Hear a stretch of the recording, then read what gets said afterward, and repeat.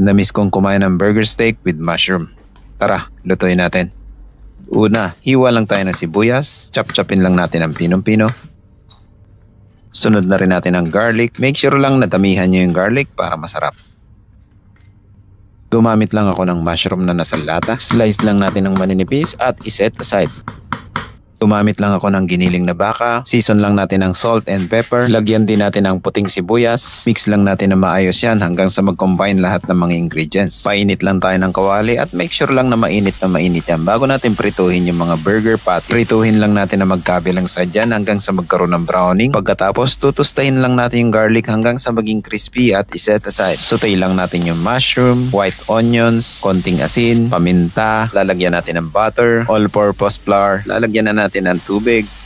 Haluin lang natin hanggang sa lumapot.